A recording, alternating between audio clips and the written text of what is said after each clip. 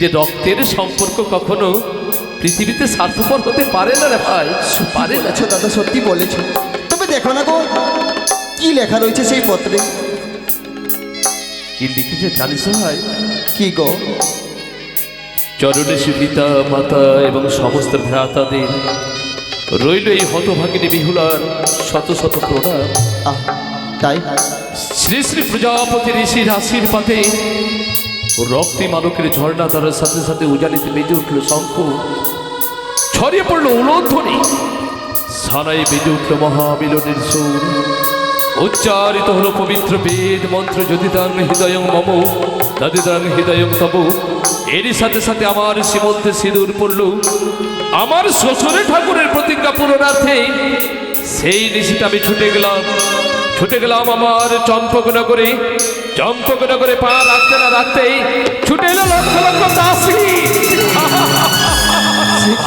দাদা ভাই দেখেছিস? সত্যি তো। চম্পকনগরে পা রাখতে না রাখতেই লক্ষ লক্ষ দাসী ছুটে এলো।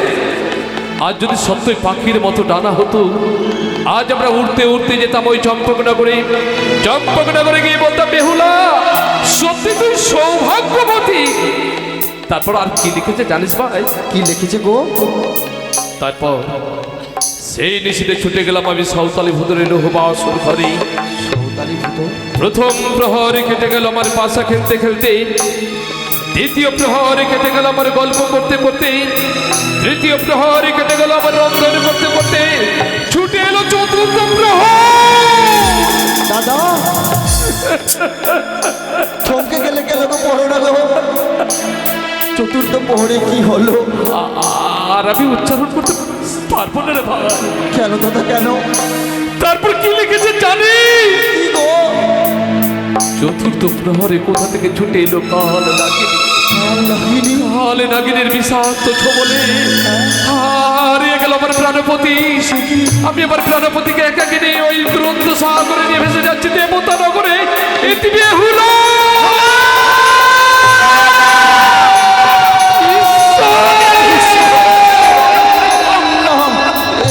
হতে পারে না, হতে পারে না দাদা, তোমার ভুল ধারণা, হতে পারে না। ভাগ্যকে তো মেনে নিতে হবে ভাই, কিন্তু মা গো, আজ তো তোমার কাঁদার কথা নয় মা, আজ তো তোমার কাঁদার কথা নয়। মনে পড়ে সেদিন আমি পিতা মাতাকে বারবার নিষেধ করেছিলাম। পিতা যার ঘরে এক এক করে 6টি বিধবা বউ, তার ঘরে আমাদের বোন বেহুলার বিবাহ দিও না। শুনলে না তো? কেন যেন উলট পালট হয়ে গেল। তোরা পারবি না বাবা, আমার বেহুলাকে তোরা এনে দিতে পারবি না বাবা। পারবো পারবো। সত্যই যদি আমরা তোমার গর্ভে জন্ম নিয়ে থাকি, মাতৃ আজ্ঞা পালন করা সন্তানের কর্তব্য। তাই তোমার মুখ নিঃসৃত বাড়িকে আমরা সত্য করতে যাবো মা, যাবো আমাদের প্রাণাধিক বোন বেহুলাকে আমরা ফিরিয়ে নিয়ে আসবো জানি নগরে। কিন্তু মা, কিন্তু কি বাবা, একটা কথা বলবো। আমরা দেখেছি মা, বেহুলা যখন তোমার হাত ধরে বলতো, মা গো তুমি আমায় খাবার খাইয়ে দাও, তখন তুমি বেহুলাকে মাতৃস্নেহে বুকে টেনে নিয়ে সোনার চামচ দিয়ে মুখে অন্ন তুলে দিতে পারবে না মা? তোমার হাতের পরশে সুন্দর করে মেলনের ভার সাজিয়ে দাও। তোমার তো ওই মেলনের ভার দিয়ে আমরা যাবো ওই বেহুলাকে ফিরিয়ে আনতে। আমি দেবো সাথে বেলুনির ভার, কিন্তু তোরা তো বয়ে নিয়ে যেতে পারবি না বাবা। তবে কে নিয়ে যাবে? নিয়ে যাবে ওই সুবল ঘোষ। সুবল ঘোষ? তাই যদি হয় মা, বাবা তুমি নিজের হাতে মেলনের ভার সজ্জিত করো, আর আমরা দুই ভ্রাতা ছুটে যাবো ওই সুবলদার গৃহে। সুবলদাকে সঙ্গে করে নিয়ে যাব, আমরা বোন বেহুলাকে ফিরিয়ে আনতে। তবে শোনো মা, তোমার কথা রাখতে আজ আমরা বোন বেহুলাকে ফিরিয়ে আনতে যাচ্ছি। তবে সত্যি যদি আমাদের বোন বেহুলার সঙ্গে সাক্ষাৎ না হয়, তবে জেনে রেখো তোমার সন্তানের জাতক মাথ বুঝি আর প্রাণে বেঁচে নেই।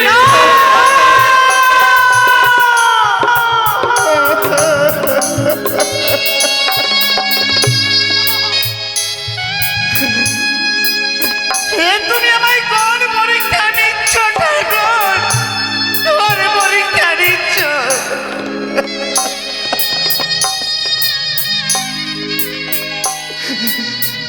চলে গেল আমার দুইটি পুত্র যাদব। বেহুলা, মায়ের কোলে ফিরে আয়।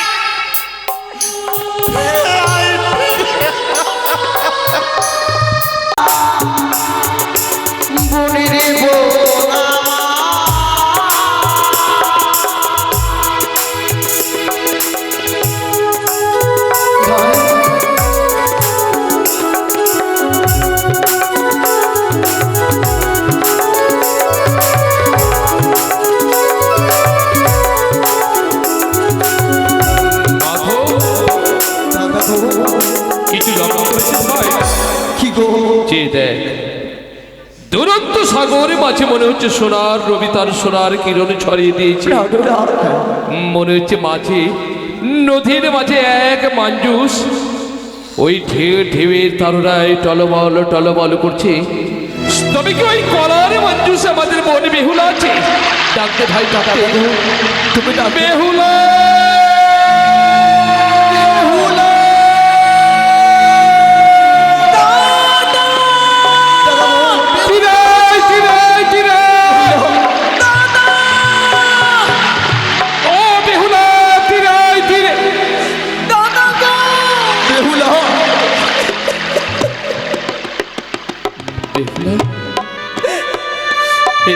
তুই কোন বস্ত্র পরিধান করেছিস?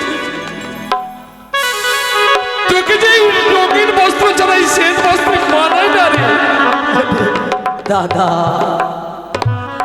যে বোনকে তোমরা সুন্দর করে লক্ষ্মী প্রতিমার মতন সাজিয়ে দিয়েছিলে বিয়ের মণ্ডপে ছাদনা তলায়, আজ শ্বশুর বাড়ি গিয়ে আমি শ্বেত বস্ত্র পরিধান করেছি গো। আমায় কেমন মানিয়েছে দাদা। বেহুলা, ওরে তুই একাকিনী মৃতপতি নিয়ে কোথায় ভেসে যাবি? আমি যাব দেবতা নগরী। দেবতা নগরী? সামান্য রক্তে মাংসে গড়া মানবী হয়ে তুই দেবতা নগরে যাবি, কিন্তু একবার ভেবে দেখেছিস কি তোর বিহনে পিতা মাতা অঝর নয়নে কাঁদছে? বারবার উজানের সদর দরজায় দাঁড়িয়ে বলছে, বেহুলা তুই ফিরে এলি, চল বোন চল, তুই আমাদের সঙ্গে আমাদের উজানি নগরে ফিরে চল। না দাদা না, আরে হলো না, আরে হলো না দাদা।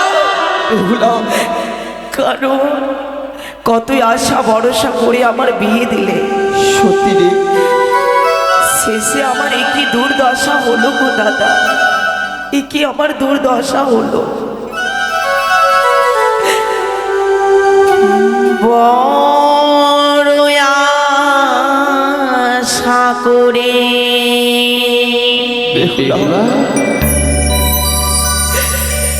বিয়ে দিল মরে,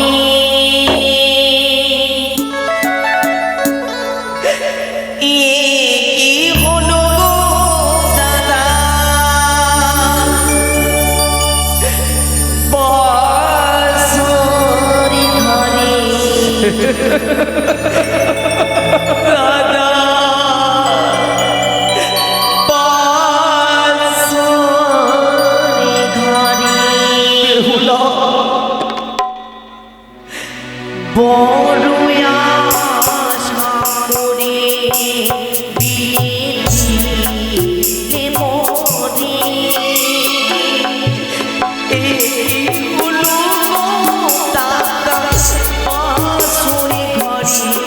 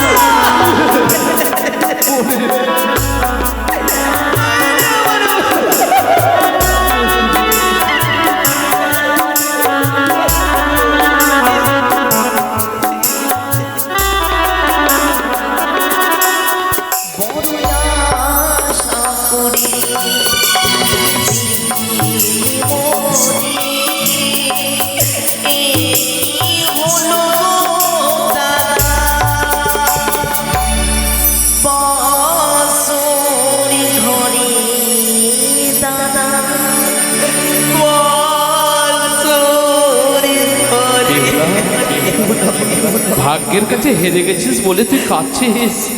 চল আমরা চন্দন কাঠ দিয়ে তোর স্বামীর চিতা সজ্জিত করবো। হ্যাঁ রে। তোর স্বামীর সৎকার্য করে তোকে আমরা নিয়ে যাবো উজানিনগরে। চল বোন চল। না দাদা না, আমার স্বামীকে আমি অগ্নিদাহ করতে দেব না। কিন্তু বেহুলা, যে একবার মারা যায় সে পুনরায় জীবিত হয় না রে। তবে কেন এই মিছে আশা নিয়ে এই সাগর পক্ষে পাড়ি দিয়েছিস বল? দাদা তুই তো বলতিস আমাদের চোখের সামনে যখন পুরাণটা পড়তিস না, তখন তুই তো আমাদের বলতিস দাদা জন্মিলে মরিতে হয় এ কথা সত্য। তবে কেন কেন আজ তুই তোর মৃতপতির জন্য কাঁদছিস? তুই কেমন করে দেবতা নগরে যাবি? তা হয় না, হয় না রে বোন, হয় না।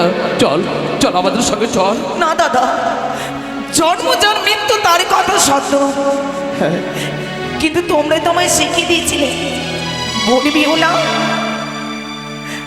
আমরা আজ থেকে তোর কাছে পর হয়ে যাব, পর তোর কাছে আপন হয়ে যাবে।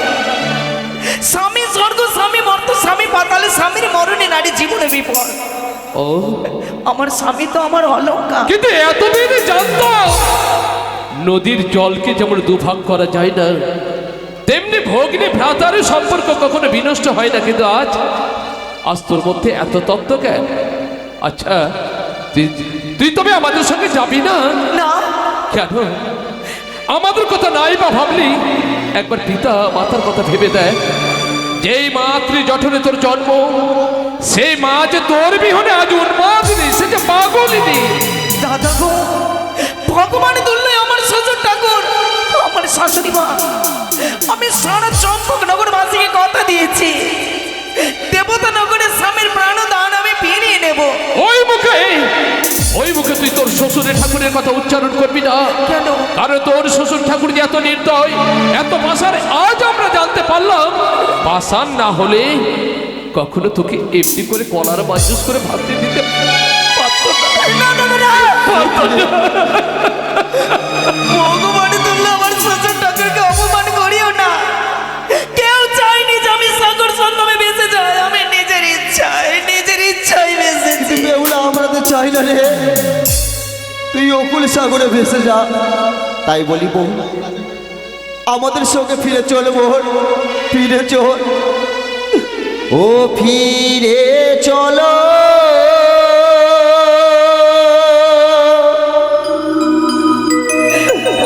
ও মরি ঘরে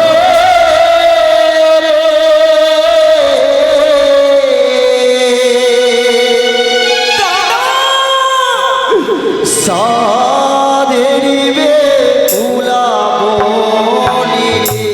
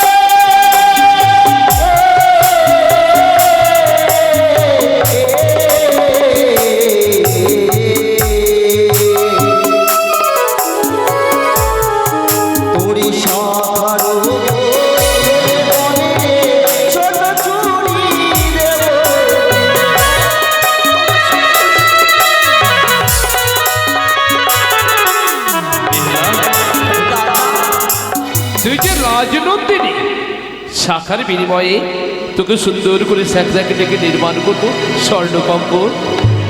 আর আমার স্বামীর বদলে কি দিবে আমায়? দাদা এ ভাই, তার স্বামীর বিনিময়ে কি দিবি? জানো দাদা, কি? আমাদের বোন যে পুতুল খুব ভালোবাসে, তাই ও, না? তাই তার জন্য স্বর্ণ পুতুল নির্মাণ করবো। সেই স্বর্ণ পুতুলে নিয়ে খেলা করতে করতে ঘুমিয়ে যাবি। বাহ, এই নয় রাজঘরে রাজ সন্তান গো, যারা নাকি গুরু পাঠশালায় শিক্ষায় দীক্ষায় নাকি উত্তীর্ণ হয়েছিল, যেই বোনকে লালন পালন করে গুটি গুটি পায়ে তারা হাঁটতে শিখিয়েছে, সেই বোনকে কত সুন্দর করে পাঠ করে শুনিয়ে দিল গো। স্বামীর বদলে দেবে সোনার পুতুল। দাদা, বল, মনে আমার একটি প্রশ্ন রয়ে গেল। এমন কি প্রশ্ন বেহুলা? সেই সোনার পুতুল কথা বলবে? হে হে মাধব, ওগো প্রিয়তমা, আমাকে কিঞ্চিৎ মাত্র অন্য রক্ষারি করে দাও বলবে। এভাবে কি বলবি ভাই? বেহুলা, জবাব দাও না। দেখেছিস, একই মাতৃগর্ভে জন্ম আমাদের, কিন্তু তোর মধ্যে যে এত তত্ত্বজ্ঞান।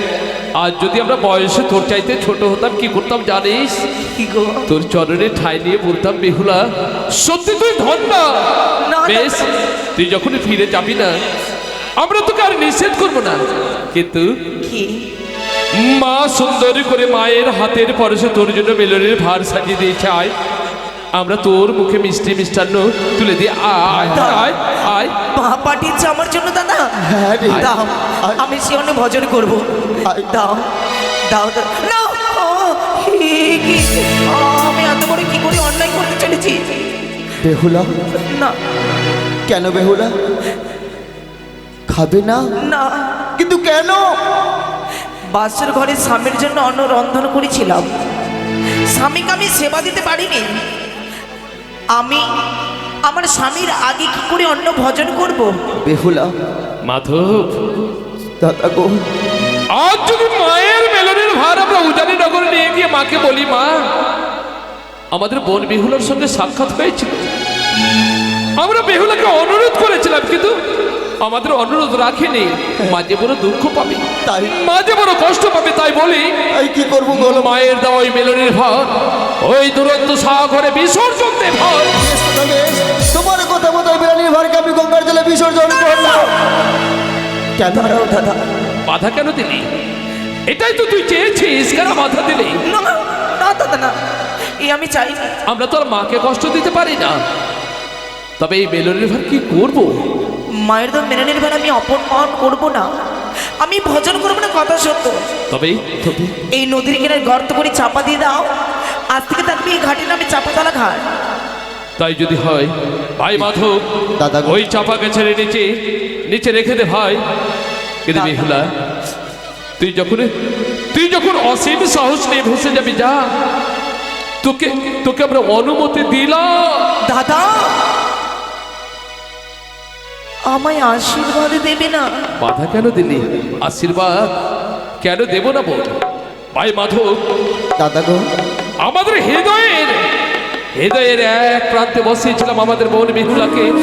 আজ কত আশা করে যখনই চেয়েছে আমাদের কাছে আশীর্বাদ দিয়ে ভাইতে, উজাড় করে আশীর্বাদ দিয়ে ভাই। সত্যই যদি তোর আশীর্বাদের শক্তি হয়, তোর আশীর্বাদের শক্তিতে যেন দেবতা নগরে যেতে পারে, দে ভাই, দে আশীর্বাদ দে। বেশ দাদা, বেশ। বেহুলা রে, আমরা দু ভাই তোকে কত বুঝিয়ে বললাম, বোন আমাদের সঙ্গে আমাদের গৃহে ফিরে চল। তুই আমাদের কথা রাখলি না রে, তাতে আমাদের কোনো দুঃখ নেই। কিন্তু যে গর্ভধারণী জননী 10 মাস 10 দিন গর্ভে ধারণ করে পৃথিবীর আলো বাতাস দেখানো তুই পারলি, আর তুই পারলি তার বেলানির ভারকে অপমান করতে। যাব আশীর্বাদের পরিবর্তে করলাম অভিশাপ। যখন আসবি এক মুঠো অন্যের জন্য দাঁড়ে দাঁড়ে ঘুরবি, যখন আসবি যোগ যোগিনী হইয়া।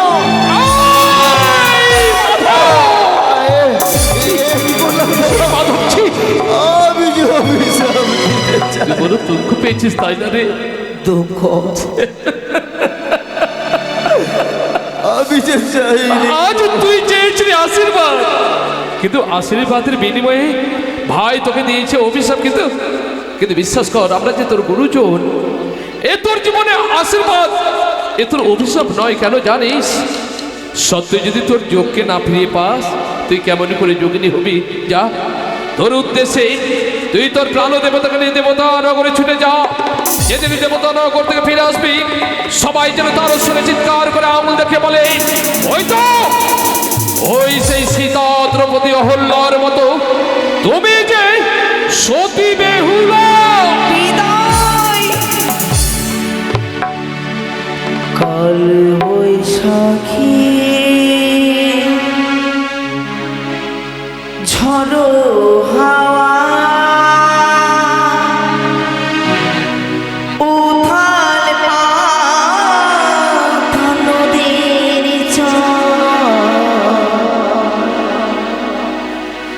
বুঝিনি তো সেই ঝড়ে ভাঙবে আমার সুখে বুঝিনি তো সেই ঝড়ে ভাঙবে আমার সুখের ঘর।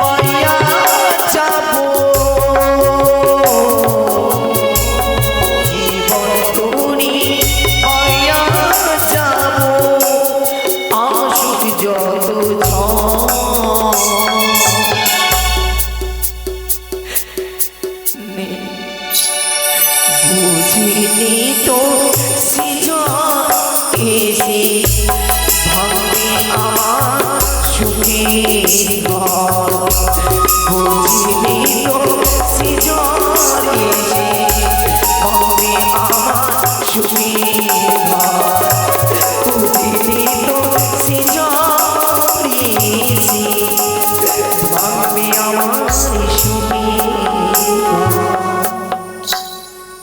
তাই শুরু হলো জগতির ঘর। জগতি নিশ্চিত আর ঘুমিয়ে থেকেও না জগতি। ভেসে যায় জলে ভেসে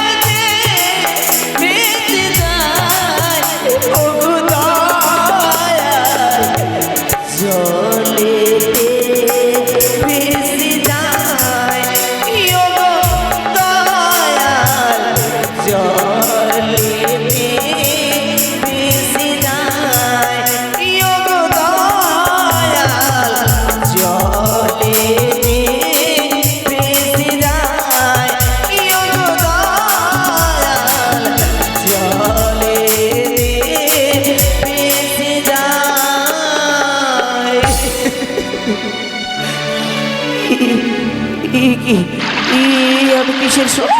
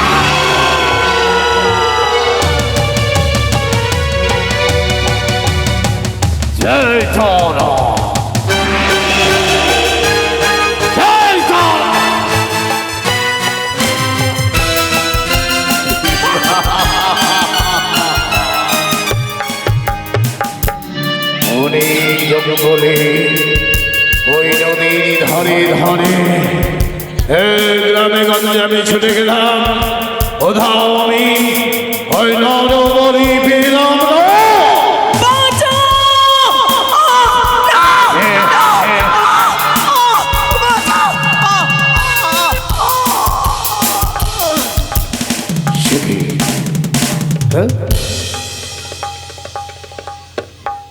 মায়ের মন্দিরে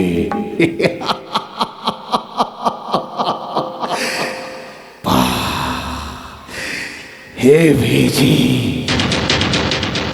বেজি, আমি নরবলি।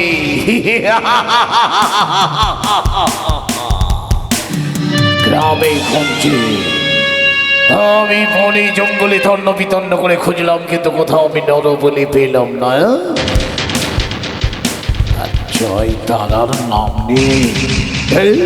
মায়ের মন্দিরে এসেছি, কিন্তু কিন্তু শ্মশান মা কালী, এই মন্দির ত্যাগ করে চলে গেছিস। কিন্তু এক নারী আমার এই মন্দিরে ছাই করি না। তবে যদি থাকে পবিত্র নারী, তবে তবে আমার মহামন্ত্রে ফিরে পাবে তারই চৈতন্য। আর যদি যদি থাকে অপবিত্র নারী, তবে তবে আমার মহামন্ত্রে হবে ভস্মভূত।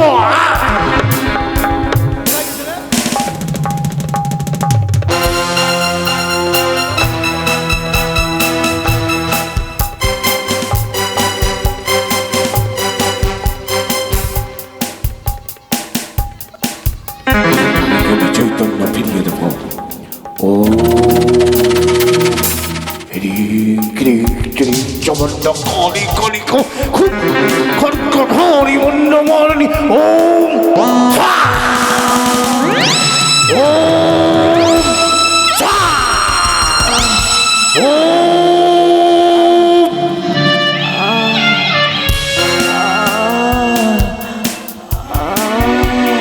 অর্জুন,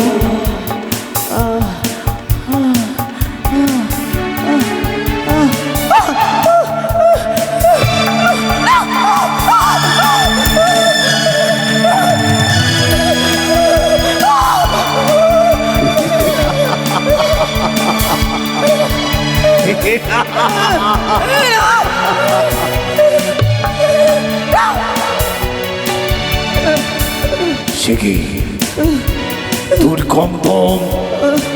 কন্দম ওই নারী চৈতন্য ফিরিয়ে পেয়েছেন, তবে কি সেই নারী পবিত্র নারী?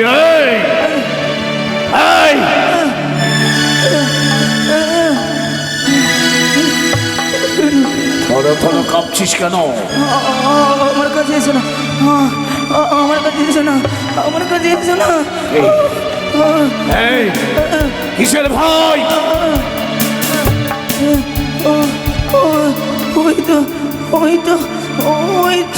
ওই আসবে আমার কাছ থেকে আমার স্বামী কেড়ে নেবে, আমাকে মৃত্যু দেবে। কে আসবে? কাকে দেখে ভয় করছিস? সে বড় ভয়ঙ্কর, বড় ভয়ঙ্করী কে? পা যেন কিসে টানছে বাবা, ধর মরে গেলে মা কাকে বলবি? কেন আমার বাবার ফিরে বিয়ে দেবো? তোর বিয়েতে দুধ কলা কে খাওয়াবে? কেন যে মা আসবে সে খাবে? আমার মতো তোকে ভালোবাসে কেউ দেবে না। ধর বাবা ধর। সত্যি বলেছি মা? সত্যি মা আসছি, দাঁড়া।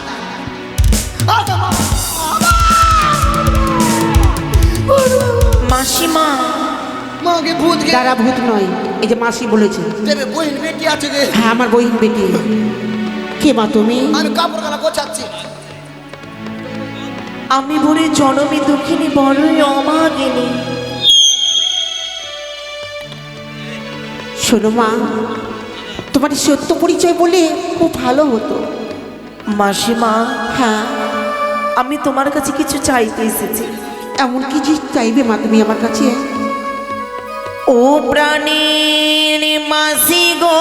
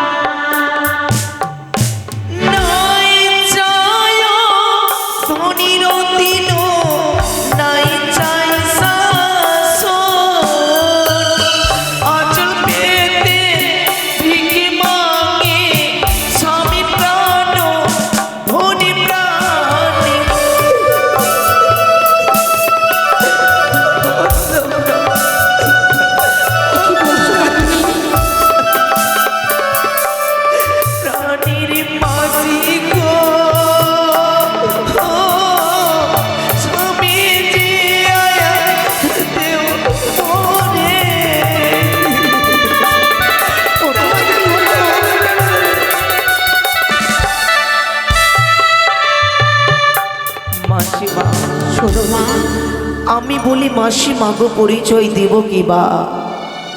আমি তবু কন্যা তুল্য মাসি তুমি হবা, মম তুল্য অবাগিনী মাসি নাই গো সংসারে।